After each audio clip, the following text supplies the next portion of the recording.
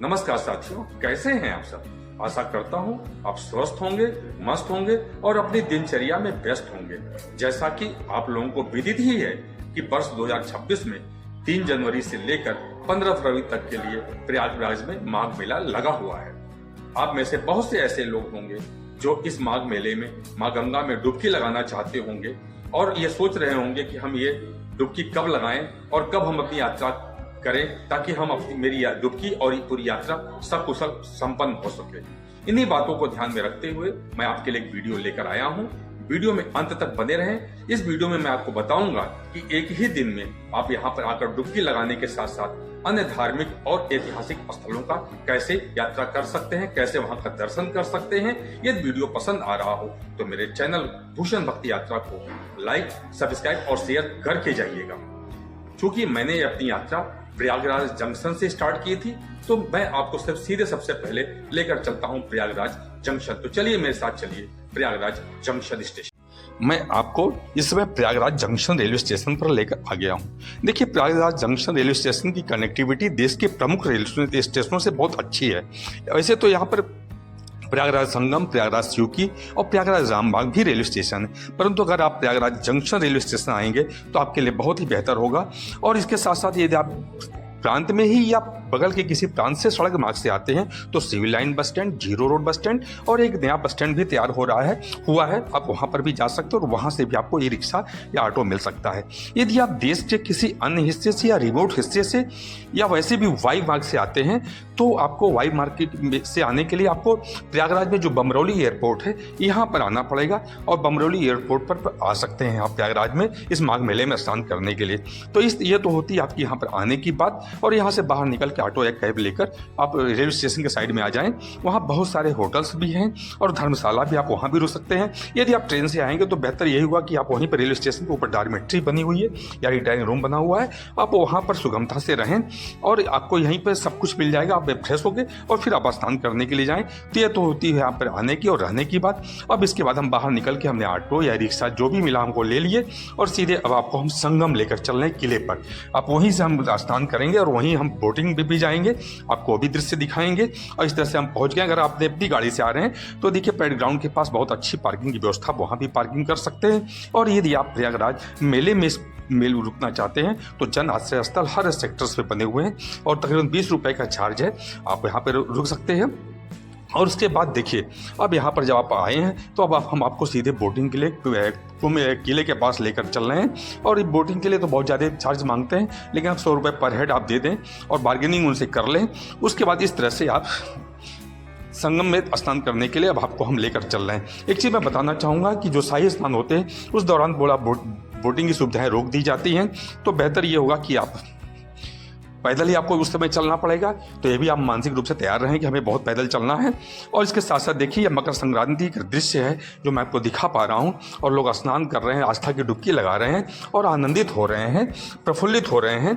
तो ये भी आपको ऐसा अवसर आपको अन्य जो अभी आने वाले हैं मौनी अमावस्या, बसंत पंचमी जैसे स्नान आने वाले उसका भी लाभ उठा सकते हैं। ये तो हुई आप आकर रुकने की और फिर यहाँ पर स्नान करने की। और स्नान करने के बाद सीधे अब आप किले की तरफ आ जाएं। यहीं पर कुछ और अन्य धार्मिक स्थल हैं, वहाँ पर भी आपको मैं लेकर चलूँगा। जैसे अक्षय वट है, पातालपुरी है। तो आपको हम इससे पहले कि हम कहीं और तो बाद में ले जाएंगे, पहले हम आपको सीधे अक्षय वट की तरफ लेकर चलेंगे और अक्षय वट में वहाँ पर आप अक्षय वट का दर्शन करें। बताते हैं कि माँ जानकी प्रोग्राम अपने वनवास काल के दौरान यहाँ पर रुके थे, तो आप यहाँ को अभी दर्शन करें। और दर्शन करने के बाद यहीं पे पातालपुरी मंदिर है, आप पातालपुरी मंदिर में भी जाएं और वहाँ पे भी विभिन्न देवी देवताओं का आशीर्वाद प्राप्त करें।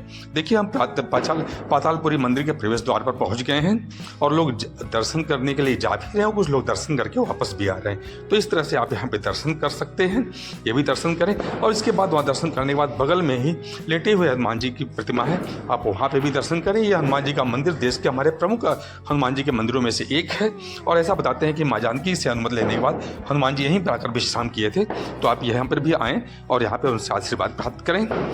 और आशीर्वाद प्राप्त करने के बाद अब आप आगे की तरफ बढ़ेंगे तो आपको रास्ते में ही, जैसे आप आगे बढ़ेंगे, यहीं पे बगल में दक्षिण भारतीय कला शैली द्रविड़ कला शैली पर नौलखा मंदिर भी बना हुआ है। आप वहाँ पे भी दर्शन करें। वहाँ पे भी विभिन्न देवी देवताओं की प्रतिमा है, आप उनसे दर्शन प्राप्त करें। ये तो हुई यहाँ पर दर्शन करने की बात। और इसके साथ एक चीज़ और बताएं, यहाँ पे उत्तर मध्य रेलवे का रेलवे रिजर्वेशन काउंटर और प्रदर्शनी भी लगी है, तो आप वापसी का भी टिकट ले सकते हैं। तो यहाँ पे प्रदर्शनी भी देख सकते हैं। इसके साथ साथ अब हम आपको सीधे अलोपी बाग मंदिर में लेकर चलेंगे। एक माँ का सिद्ध पीठ है। ऐसा बताते हैं कि माँ सती का यहाँ पे हाथ दाहिना हाथ गिरा हुआ था, इसीलिए सिद्ध पीठ है।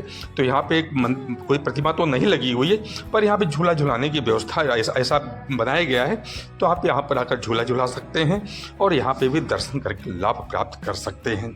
तो ये वो मंदिर है। यहाँ पर भी भोलेनाथ का मंदिर है, यहाँ भी देखें। और इसके बगल में ये बासुकीनाथ मंदिर है, यहाँ पर भी आएँ। ये सांपों के राजा, नागों के राजा बासुकी का मंदिर है, यहाँ पर भी आएँ। यहाँ पे भोलेनाथ को भी जलाभिषेक करें और देखिए कुछ और दृश्य भी हैं, उनको देखें। और उसके बाद सीधे अब यहाँ पर दर्शन करने के बाद आपको हम आगे की तरफ एक प्राचीन मनकामेश्वर मंदिर है। देखिए यह मंदिर मैं आपको दिखा पा रहा हूँ, प्रयागराज में ही। आप ई रिक्शा वाले को बताएंगे तो आपको लेकर जाएगा।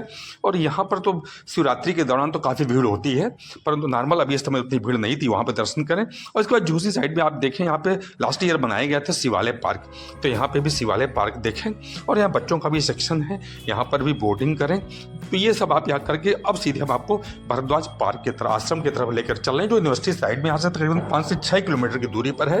हम वहाँ पर आपको लेकर चल रहे हैं। और ऐसा बताते हैं कि प्रभु राम माता जानकी यहाँ पर वनवास के दौरान भरद्वाज जी से मिले थे, उनसे आप भी आशीर्वाद लिए थे।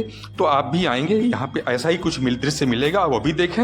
और इसके देखने के बाद यहीं बगल में चंद्रशेखर आज़ाद जी का पार्क है, जिसको कंपनी गार्डन के नाम से भी जानते हैं।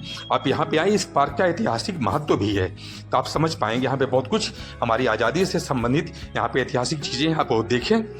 इस तरह से आप यहाँ पर चंद्रशेखर आज़ाद जी का पार्क भी देखेंगे, आप वो भी आनंद उठाएंगे। और उसके बाद आप ये देखिए, यहाँ पर खाने पीने के लिए बहुत अच्छी व्यवस्थाएं हैं। यहाँ की जलेबी दही बहुत काफ़ी फेमस है, आप वो भी देखें। पूरी सब्जी भी खा सकते हैं और हर सेक्टर्स में वैसे भी भंडारा लगे, आप वहाँ से भंडारा भी ग्रहण कर सकते हैं। तो आप ये जलेबी दही का भी ज़रूर टेस्ट करिएगा। तो ये होती है यहाँ पर आने की बात। अब इस तरह से मैंने आपको अपनी पूरी यात्रा पूरी करवाई है, जो एक ही दिन में सुबह आकर शाम को हम चले गए। आपको मैं आशा करता हूँ कि ये मेरा वीडियो आपको पसंद आया होगा। और यदि पसंद आया है तो आप मेरे चैनल भूषण भक्त यात्रा को सब्सक्राइब करें, लाइक करें और शेयर करें। इस वीडियो में हम इतना ही, आपको अगले किसी अन्य वीडियो में मिलते हैं। तब तक के लिए नमस्कार।